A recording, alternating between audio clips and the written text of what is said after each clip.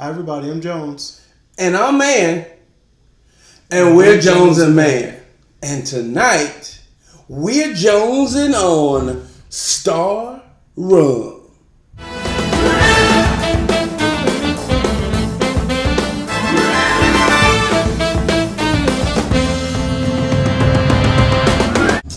Alright, Jones. Now, I would say that we've had some pretty impressive bottles on this. But this Starr Rum has a really impressive bottle. You know what my motto is? No celebrity endorsement. It's no celebrity endorsement. No celebrity endorsement. But it is from the motherland. But it is from the motherland. And you can actually see a little imprint of Africa right there. Starr Rum from the Mauritian. Did I say that right? Mauritian Island? I think that's very close. I think it's close enough. Mauritian. It's gonna be close enough for the night. Mauritius. Yeah. Anytime that there's a rum out there, it gives us an excuse to try it. So I say let's crack it open and give it a try. Yeah. Have you had a chance to kind of figure out anything else about it? Now I've tried to find a lot of reviews. There's not a lot of reviews on it, and as we were walking through the liquor store today, it was just a unique bottle. Yeah. Back in the rum season. So, African rum, never seen an African rum myself. Not that I can think of. Yeah. And, that enough to at least know what it was. Yeah. Yeah. So I was like, well, why not? Okay. Pretty bottle. It looks good in the liquor cabinet. Yeah. Do you remember what the price was? Price was about $32 here in North Carolina. Not too bad. Not too bad. Higher end for a rum though. So yeah. So 750 milliliter. Ooh, bottle. I think this would be nice. Really cool. On the bottle, it even says, you gather the idea of the Mauritius was made first, then heaven, and then heaven was copied after Mauritius. Yeah, and Mark Twain. Yeah. A Mark Twain quote. Now, I don't think it was about this rum in particular. It's about the island. Yeah. Let's crack this baby open and see how it goes. Yeah, it says that it should be smooth. Cork? Yeah. Cork. Should be smooth, okay. Should be smooth. I also saw that, it's clear. Clear, it's a Blanco, okay. Oh, so I wonder, does that mean it's not aged because it's a clear rum? Yeah. I didn't see where it was aged, but it is 100% made in Africa. So okay, so it doesn't say any aging at all. No aging. Not to mean that it's not, but if there is, when I do some extra research on the back end, I'll check it out. And then I did see that it was, like I said, it was 100% made in Africa. Okay. And that I forgot the rest. It was 100% made in Africa. Sorry, guys. But it's 100% made in Africa off the island. 100% made in Africa? Yeah. Hey, okay, we've been sipping tonight. We've been sipping and enjoying patio life. So you know what? I don't really get anything, me personally, other than I want to say it, rubbing alcoholish. I get a lot of the alcoholic. Which is not a word, but I'm going to coin that for Jones and Mann going forward. It says it has some cherry flavors, a little citrus. I don't smell them. To me, this smells a lot more like vodka than it does rum. It does. So, ready? Yeah, I can't remember the rest of the research. So it might come to you as we drink more. Let's drink more. Clink them and drink them? Clink them and drink them.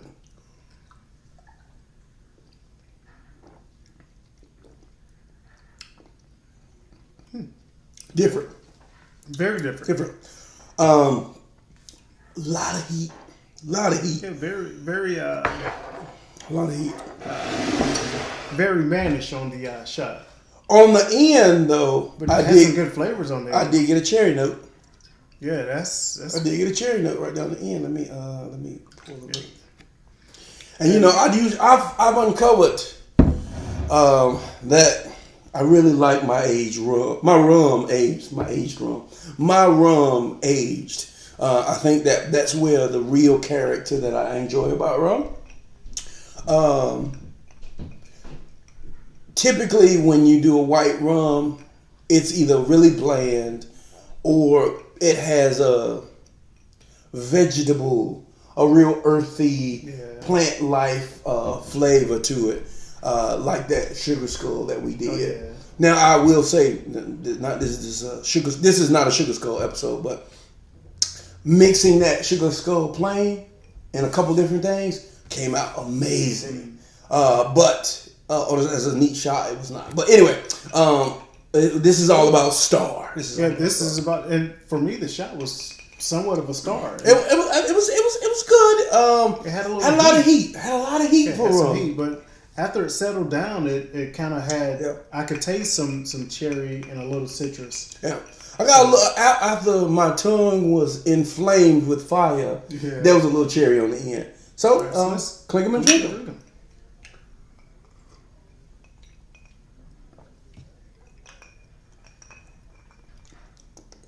Now I did see, I wanted to. Well, actually, on their website, it says you should try it with lemon, and it should be a pretty good drink. And I guess I'll see a little later. Yeah, definitely after that episode. Yeah. Just switching it around in there. What I was hoping for, I guess it's that time. What I was hoping for was the ice cube to take the heat off. There's still a lot of heat on it. And really allow that little bit of cherry flavor that I had to kind of come to life on the end. And I didn't get that. I get still a lot of heat. I get still alcohol-y, kind of like a vodka. Much. Like, I mean,